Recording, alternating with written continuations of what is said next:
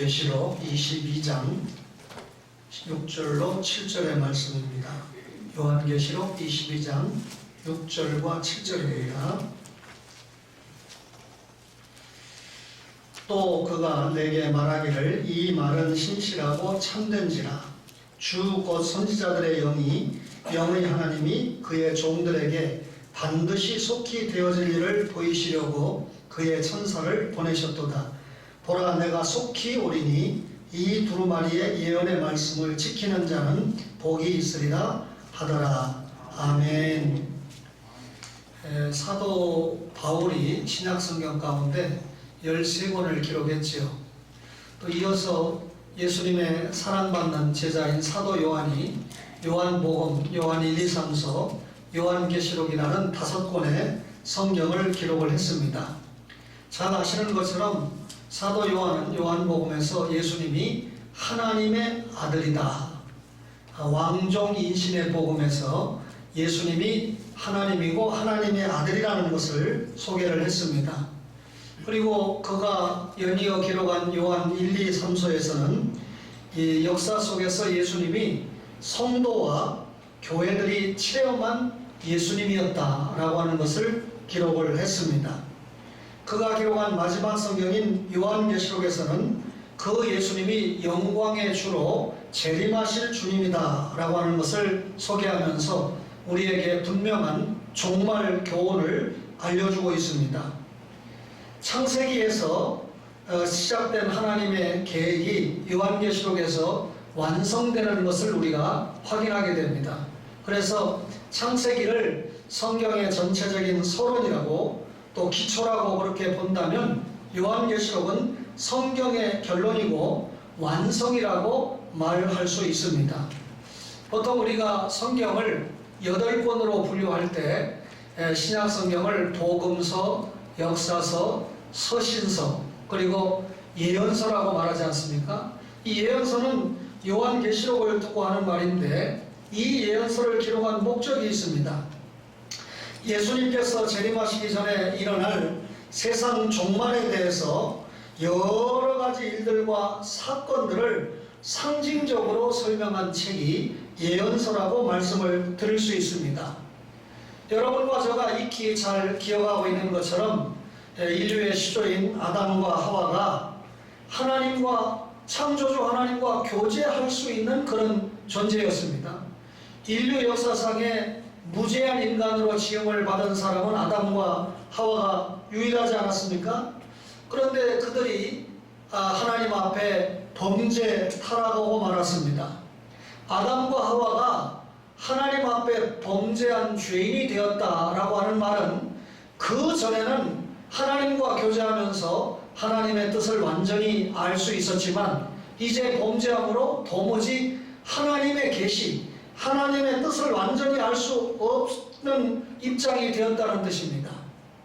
하나님께서 자기 자신을 공개하지 않으면, 하나님의 뜻을 알려주지 않으면 아담 이후의 모든 인간은 죄인이기 때문에 그 하나님의 뜻을 알지 못한다 그 말이죠. 구약 성경을 보면 하나님께서 그래서 직접 나타나셔서 자신의 뜻을 공개했습니다. 어떤 때는 천사를 통해서 자신의 뜻을 나타내시기도 하시고 또 긴 역사 중에 선지자를 통해서 하나님의 뜻을 계시했습니다. 그러다가 마침내 예수 그리스도 하나님이신 예수님이 사람의 몸을 입고 이 땅에 성육하게 하심으로 하나님이 우리에게 주시고자 하는 계시의 뜻을 완벽하게 공개를 하셨습니다. 그래서 요한복음 1장 18절에 보면 본래 하나님을 본 사람이 없으되 아버지 품속에 있는 독생하신 하나님이 나타내셨느니라 그랬습니다. 독생하신 하나님이 하나님의 뜻을 나타냈다 그 말이죠. 우리가 잘 읽고 있는 히브리서 1장 1, 2절에 보면 옛적의 선지자들을 통하여 여러 부분과 여러 모양으로 우리 조상들에게 말씀하신 하나님이 그랬는데 옛적에는 구약시대를 말하죠. 여러 부분이라고 하는 말은 여러 번을 말합니다. 여러 모양으로라고 하는 말은 여러 방법으로, 예를 들면 직접 나타나시기도 하고, 또 천사를 통해서, 혹은 이 선지자를 통해서, 혹은 우리마 두 명을 통해서 여러 가지, 하나님께서 여러 가지 방법을 통해서 자신의 뜻을 공개했는데, 이 모든 날 마지막에는 아들을 통하여 예수 그리스도를 사람으로 이 땅에 보내셔서 하나님의 계시를 우리에게 알려주셨다, 그 말이죠. 따라서 가장 완전하고 특별한 계시가 예수 그리스도입니다. 이 예수 그리스도를 분명하게 알려주고, 이 예수 그리스도에 대한 사건과 진리를 정확하게 보존하고 우리에게 전파하도록 하기 위해서 성령님의 영감을 통해서 기록해 놓은 것이 신구약 66권이라는 하나님의 말씀입니다. 그 하나님의 말씀 가운데 오늘 여러분과 제가 계시록 성경을 대하고 있는데, 이 계시록 성경은 이 마지막에 임할 재림을 기록을 하고 있습니다. 예수 그리스도께서 재림하시면 교회와 성도가 최후 승리를 한다는 내용을 요한계시록이 기록하고 있는 것이죠. 따라서 여러분, 이 요한계시록은 교회와 성도들이 최후 승리한다 라고 하는 확신을 우리에게 주는 성경입니다. 이 성경을 하나님의 영감에 의해서 사도 요한이 기록했다고 그랬는데, 기록할 당시에 로마의 황제는 도미시안 황제였습니다. 이 도미시안 황제는 요즘으로 말하면 정신병에 걸려가지고 예수 믿는 신자들을 얼마나 핍박했는지 모릅니다. 그래서 당시에 소아시아 7교회가 몽땅 엄청난 고통을 받고 있던 시기에 사도 요한은 반모섬의 유배를 가서 주옥과 같은 요한계시록이라는 하나님의 말씀을 기록을 했던 것입니다. 요한계시록은 모두 22장으로 기록된 성경인데, 오늘 여러분과 제가 읽은 요한계시록 22장 6절로 7절의 말씀은 사실상 요한계시록의 결론 부분에 해당되는 말씀인데, 이 예언의 말씀을 지키는 자는 복이 있도다 라고 기록을 했습니다. 여기 보면 이 말은 신실하고 참되다 그랬는데, 요한계시록 22장 6절에 또 그가 내게 말하기를 이 말은 신실하고 참된지라 그랬습니다. 여러분, 이 말이 신실하고 참되다 라고 하는 말은 오늘 이 본문을 기록한 계시록의 말씀이 얼마나 신실하고 얼마나 가치가 있는가를 증언하는 말씀이죠.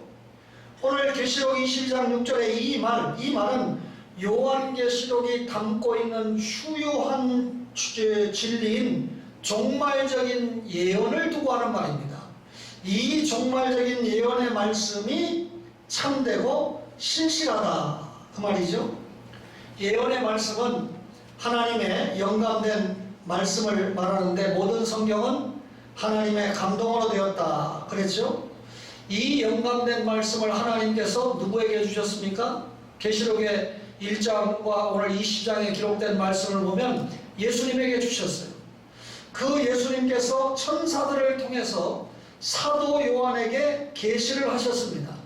그러면 하나님께서 예수님이 천사들을 통해서 사도 요한에게 계시를 해주었고, 사도 요한은 영감을 받아서 이 말씀을 기록해서 우리에게 전달하고 있으니까 이 성경 말씀, 이 계시의 말씀은 신실하고 참되다는 것입니다.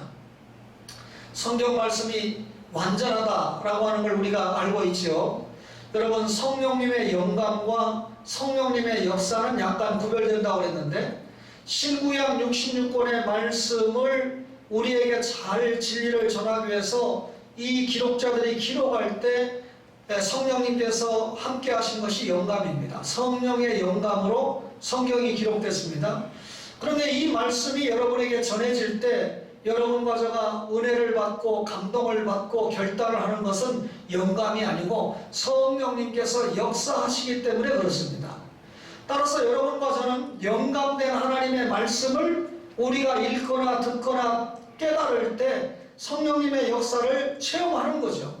그런 경우에 우리가 은혜를 받는다 그렇게 말하는데, 영감된 하나님의 말씀을 요한계시록 22장 18절과 19절에 뭐라고 기록합니까? 이 성경 말씀에 한마디라도 더하면 이 성경 말씀에 기록된 재앙들을 받게 된다.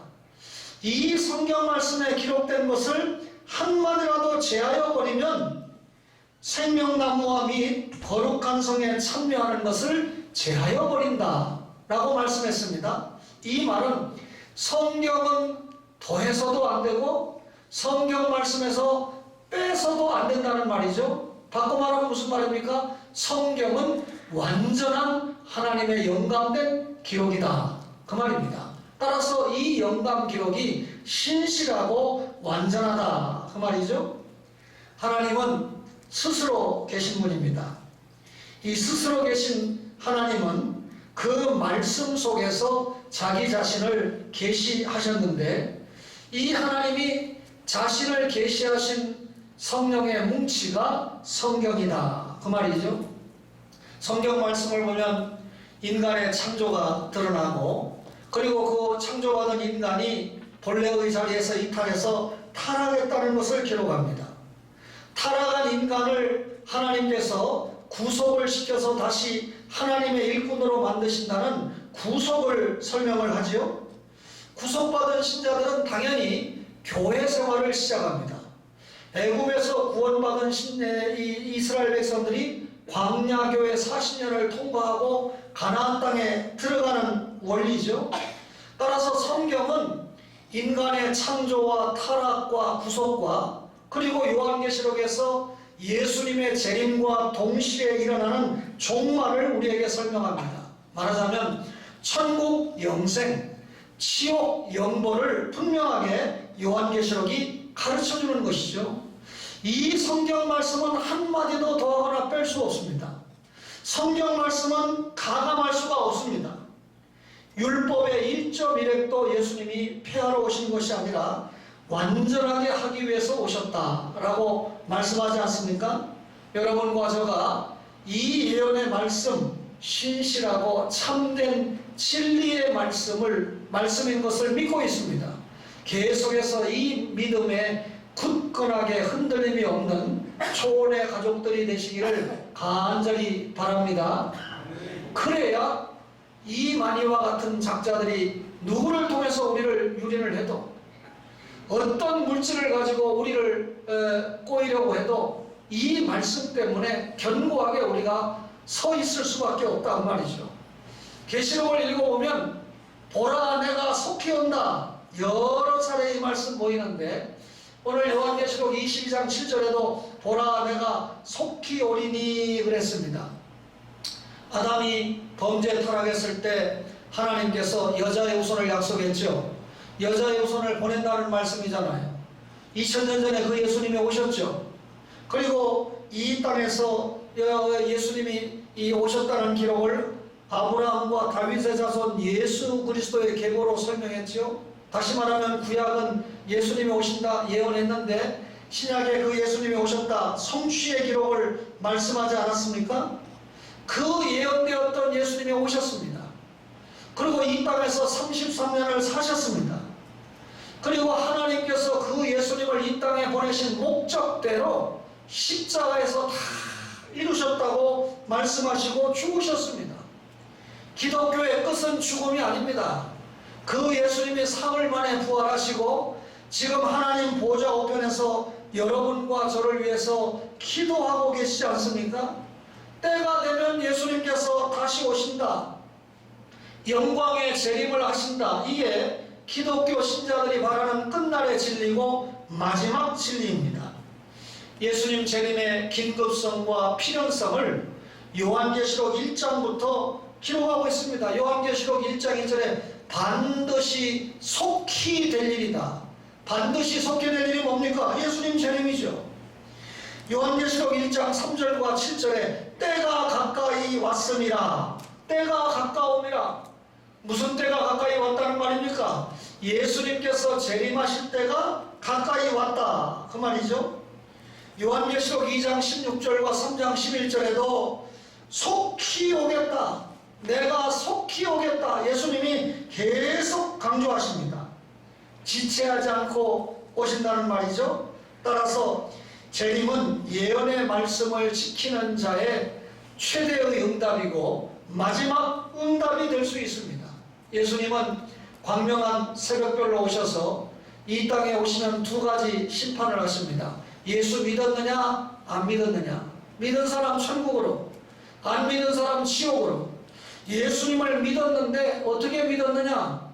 주님의 뜻을 위해서 하나님 나라 확장에 멋진 기록을 남긴 사람에게는, 성도에게는 상급으로, 그렇지 못한 사람은 부끄러운 구원을 받게 되는 것이죠.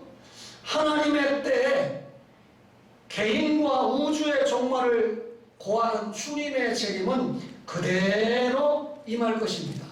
그 예수님께서 속히 오신다라고 말씀을 했습니다. 제가 여러분에게 하나님의 말씀을 들어서 속히 오신다고 얘기했지 맨날 며칠 몇 시에 오신다고 말한 적이 없습니다. 그런데 여러분, 이장님이라고 하는 사람이 1992년 10월 28일 날 다미선교에 온다고 그랬죠? 거짓말인 게 드러났잖아요. 용서하세요. 오해하지 마세요. 이 씨들이 거짓말을 잘하는 것 같아요. 이장님, 이만희, 이재로. 오해하지 마세요. 또 우리 교인들 가운데 또 이시성을 가진 분들은 또 화가 날라. 그러나 공교롭게 요즘 우리 이 나라를 흔드는 이단들이 좀 그렇습니다. 조심해야 돼요. 예수님이 오시는 날짜를 찍으면 그 누구라도 거짓말장이고 가짜입니다. 여러분, 그렇지만 종말의 징조는 얼마든지 말할 수 있습니다. 어제 어떤 목사님이 저에게 자기 교회 주일날 예배 드린다는 걸 보여주기 위해서 한산도에 계신 목사님이 주보를 사진을 찍어서 보냈더라고요. 그런데 보니까 설교 제목이 재림의 징조, 때시 전염병 이렇게 돼 있더라고요. 그러나 아마 코로나 바이러스 전염의 감염증이 종말의 한 징조가 된다라고 하는 것을 말씀으로 전하지 않나, 제가 그렇게 생각을 해봅니다. 예수님이 오시는 징조 중에 하나가 거짓 선지자들의 출현입니다. 여러분, 요즘만큼 이단이 이렇게 많이 출현하는 데가 없죠. 우리나라에만 누가 밝히기를 46명의 재림 예수가 있다고 그러니까 보통 문제지 않아요? 그런 가짜 예수 가운데 1000명 이상의 교인들을 모은 사람들이 7명인가 8명이 된다고 그러니까 참 기가 막힙니다. 한국교회가 이렇게 건재하고 있는데도 이런 독버섯 같은 이단들이 곳곳에 횡행하고 있다는 일이 놀랍습니다.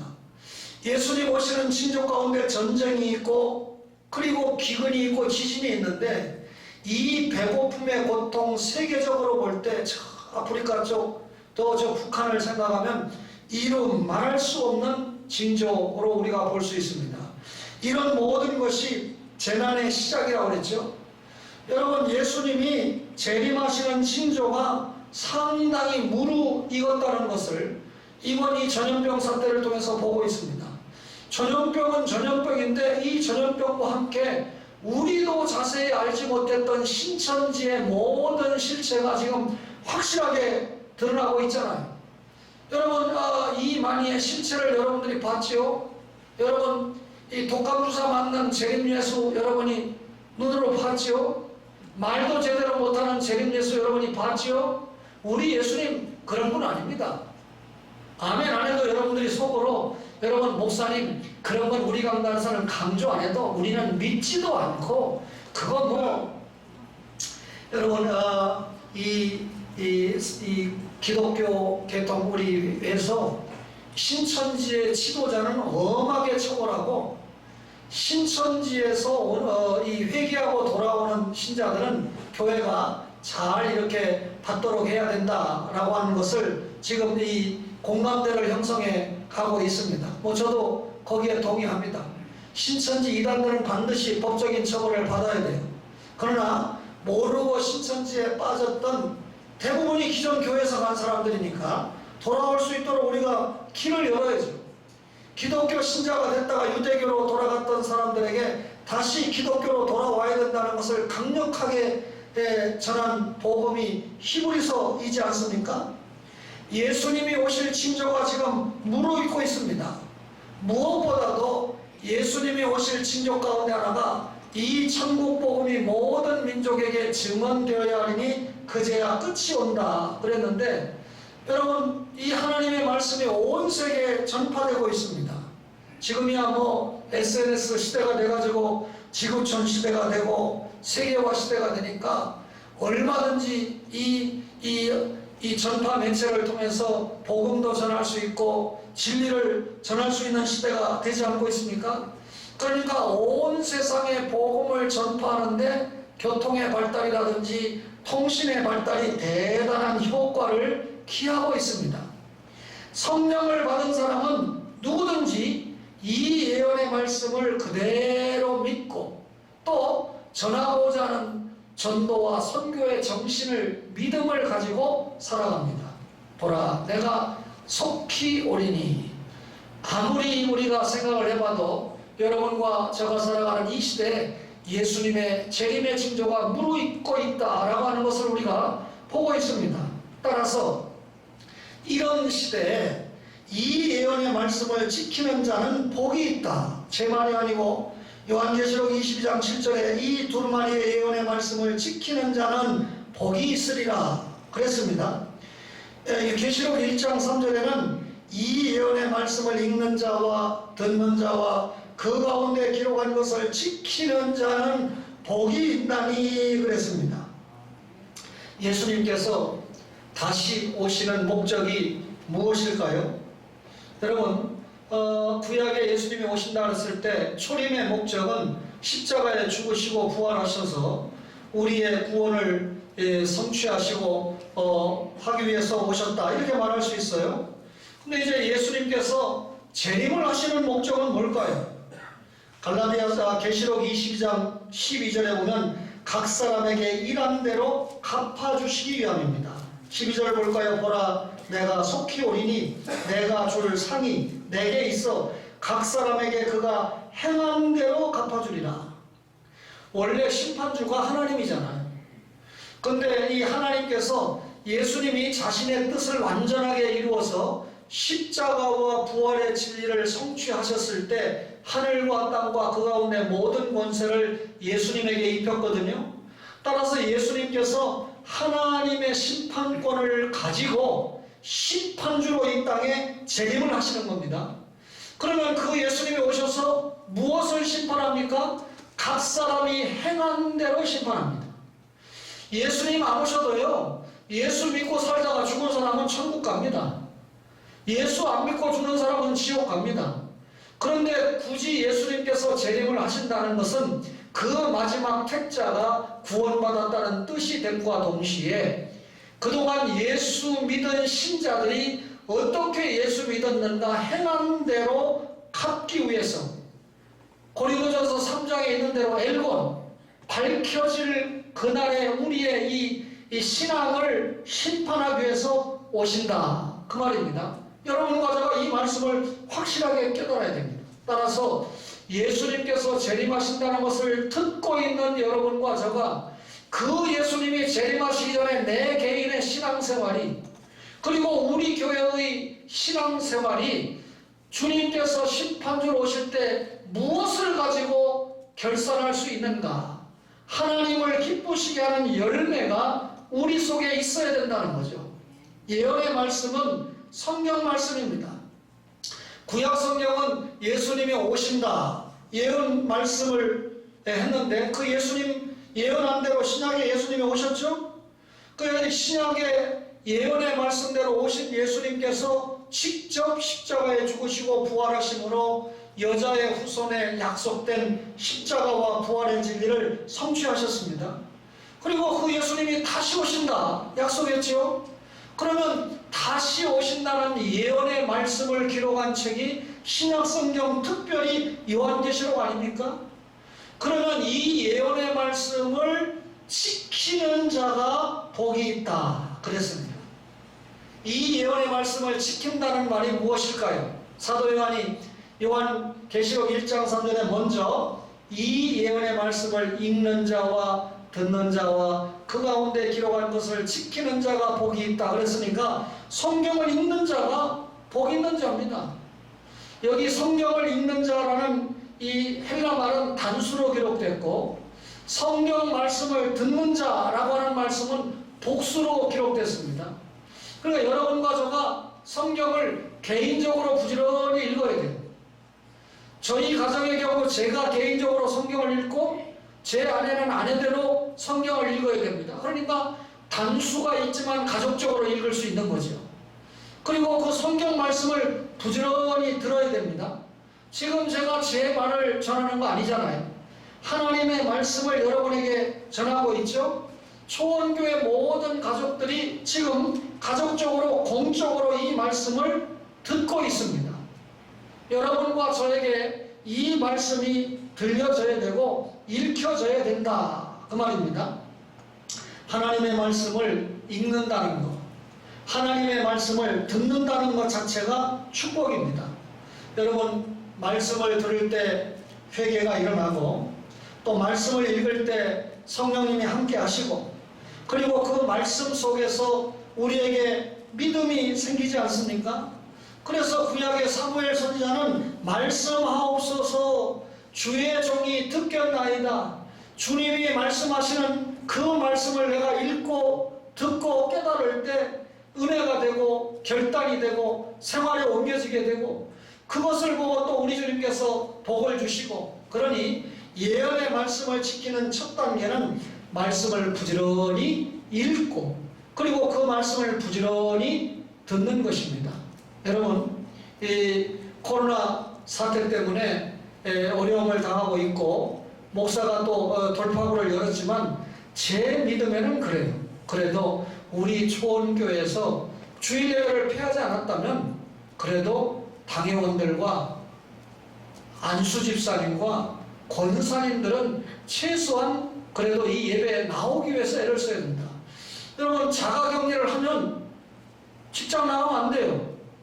학교도 나가면 안 돼요. 그러면 교회도 못 나올 정도로 그렇게 자가격리를 하고 있으니까 국가적인 정책에 또 남을 위해서 잘 지금 보호하고 있다 이렇게 볼 수 있지만 평상시에 직장 다 가고 또 이 슈퍼 가서 물건 다 사고 심지어 뭐 사우나도 가고 이렇게 하면서 주일날은 한 번 예배 드리는데 못 온다. 여러 사람과 예배 드리는 거 어렵죠? 그렇게 생각하면 일부 예배는 띄엄띄엄 몇 명 앉아서 예배 드리고 있습니다. 그럼 드리고 갈 수 있습니다. 제가 믿음이 약한 초신자 혹은 또 부인은 나오지만 남편이 안 나오니까 남편이 교회 나가지 못하게 하는 그런 그 핍박을 받는 믿음이 연약한 그런 환경에 있는 신자들을 두고 말하는 게 아닙니다. 이 정도 제가 한 3주 4주 지켜보면서 설교하면 전도사님의 이번 주 하는 일은 안수집사 권사님 직분을 가진 분들에게 어떤 연락을 해야 되는가 하는 것을 확인해야 됩니다. 확인을 하고 알려주고 실천하지 못하고 순종하지 못하는 건 자기 책임이에요. 하나님의 말씀에 떨어져도 믿고 순종하지 못하는 것은 어떻게 하겠습니까? 제가 구속을 시키겠습니까? 아니면 고소를 하겠습니까? 우리는 하나님의 말씀 전해야 돼요. 그리고 읽게 해야 돼요. 듣게 해야 돼요. 다음 단계는 믿음으로 그 말씀을 지키는 것입니다. 시작의 책인 창세기부터 이 신명기까지를 모세가 기록했잖아요. 여러분 창세기에서 시냇물이 흘러옵니다. 출애굽기, 레위기, 민수기에서 시냇물이 흘러옵니다. 그걸 저수지인 신명기가 담았잖아요. 그래서 그 신명기가 모든 성경에 자기가 이 받은 신명기라는 책이 받은 그 물줄기를 흘려보내는데 그 축이 뭐냐면 말씀에 순종하면 복을 받고 말씀에 불순종하면 저주와 징계를 받는다는 결론입니다. 여러분과 저가 신앙생활에 말씀에 순종하면 복 받아요. 그렇지 않으면 징계받는 건 역사입니다. 여호수아가 하나님의 말씀에 순종했을 때 여리고성은 무너졌습니다. 기생 나압이 하나님의 말씀에 순종해서 정탐꾼을 숨겨줬을 때 그 여인과 가족은 구원을 받았습니다. 다니엘과 세 친구가 엄청난 핍박의 시절을 살아가는 그때에도 하나님의 말씀 하나 부여잡고 믿음을 지켰을 때 불꽃 가운데 사자굴 속에서도 생명의 건짐을 받았던 것은 성경입니다. 소아시아 7교회 가운데 여러분 이 빌라델피아 교회라고 하는 말씀을 끝까지 부여잡고 있었기 때문에 말씀을 지킨 자체로 주님 앞에 칭찬을 받은 교회로 기록이 되고 있습니다. 말씀을 읽고 듣는다. 거기서 끝나면 말쟁입니다. 어떤 목사님이 마스크를 쓰고 예배를 드리는 이 현실에서 깨달아야 됩니다. 한국 교인들이 말만 할 줄 알았지 행동으로 지키지 않으니까 하나님께서 제발 말은 하지 말고 들은 말씀을 행함으로 지키라고 마스크 예배를 통해서 교훈을 주고 있다. 이런 말씀을 하고 있는데 상당히 공감이 되는 말씀 중에 하나였습니다. 여러분, 말씀을 듣고 말씀을 읽었으면 지켜야 됩니다. 그 말씀을 지킨다는 것 중에 중요한 하나가 말씀에 더하지도 말고 빼지도 않는 것이죠. 왜? 말씀은 하나님의 영감으로 된 완전한 하나님의 계시이기 때문에 그렇습니다. 그러니 더해서도 안 되고 빼서도 안 되죠. 우리 시조 아담 하와가 어땠습니까? 주님께서 선악을 알게 하는 나무 먹지 말라고 그랬지 만지지도 말라 이렇게 말한 적 없는데 만지지도 말라 말씀을 보탰습니다. 그 열매를 따먹으면 죽는다고 그랬는데 죽을까 하노라 하고 또 말씀을 교묘하게 변경을 했습니다. 이와 같이 말씀을 더하거나 말씀을 빼는 것은 하나님 앞에 죄를 범하는 것입니다. 적극적으로는요, 이 말씀을 인봉하지 않는 것입니다. 계시록 22장 10절을 볼까요? 또 내게 말하되 이 두루마리의 예언의 말씀을 인봉하지 말라. 때가 가까우니라. 인봉하지 말라. 때가 가깝다. 이 말이 무슨 말입니까? 이제 성경의 마지막 예언인 계시록은 예수님이 재림하신다. 종말의 말씀하시면서 그 시기가 다가오고 있는 것을 말씀하죠. 여러분, 계시록 22장 20절에 보니까 이것들을 증언하신 이가 이르시되 내가 진실로 속히 오리라. 속히 오리라 라고 하는 말은 이 현재 시상으로 기록된 헬라어입니다. 주의 재림이 미래에 돌연적으로 성취될 사건이지만 주님의 재림은 이미 동작으로 시작이 되었다. 이미 진행 중이다. 이제 주님이 진짜 하늘문을 여시고 재림하시면 끝나는 것입니다. 여러분, 그렇다면 주님의 재림이 임박한 시기에 여러분과 저가 해야 될 일은 신구약 66권을 닫아놓고 있는 것이 아니라 나에게도 열어야 되고 다른 사람에게도 열어야 되죠. 나에게 말씀을 연다는 건 읽고 듣고 깨달아서 생활에 결단한다는 말이고, 다른 사람에게 연다는 것은 믿지 않는 사람에게 예수 믿도록 전해주고, 또 믿는 신자들은 이 말씀을 우리의 이 말씀과 생활을 통해서 전함으로 신앙이 성장할 수 있도록 도와줘야 된다. 그 말이죠. 여러분, 구약의 최대의 명령 가운데 하나가 문화적인 명령이었다고 하면 신약의 명령은 선교 명령입니다. 하나님이신 예수님이 진리를 이루시고 내가 이룬 이 진리를 땅끝까지 전해라. 그래서 교회가 세워지고 여러분과 저에게 사명이 주어진 거 아닙니까? 우리가 이렇게 엄청난 물질 문명을 누리고 있습니다. 여러분, 교통과 통신의 발달을 마음껏 누리고 있습니다. 이런 시기에 하나님의 말씀을 전하는데 얼마나 좋습니까? 부산에 사는 분하고도 제가 이 문자를 보내면서 여러분들 가운데 이걸 잘 활용하는 분들 참고하세요. 뭐 다 잘못은 아니지만 하나님의 말씀을 이렇게 공개하고 또 믿음을 키우기 위해서 여러 가지 이 SNS를 통해서 사역을 하는데, 남들이 기록한 걸 퍼나르는 거, 이미 본 거 또 오고 또 오고 또 와요. 읽어보면 좋은 내용도 있죠. 여러분, 내가 기록한 거, 제가 기록한 것도 불필요한 기록일 수 있습니다. 그래서 필요 없는 사람에게 제가 안 보내려고 노력해요. 그래도 초원 가족들에게는 내가 담임 목사이기 때문에 더러 이렇게 공급을 하는 경우가 있는데, 남에게 별로 관심 없는 시대죠.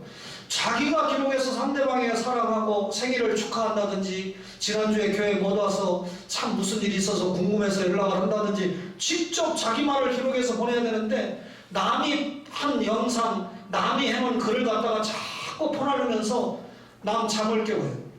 여러분, 내 이 휴대폰을 보면 아주 이상한 분들이 있습니다. 새벽 1시에서 2시, 3시, 4시에 폰하는 분이 있는데 그 중에 한 분은 미국에서 오시는 선생님이기 때문에 내가 얘기했어요. 신목사도 잠을 자야 초원교회 목회를 잘 이끌어갈 수 있습니다. 시차가 바뀌니까 자기는 낮에 보냈지만 나는 새벽에 받는 거예요. 이 시차를 잘 계산해서 보내달라라고 제가 정중하게 부탁을 드린 거죠. 그러니까 지금은 이제 새벽에 제 잠을 안 깨웁니다.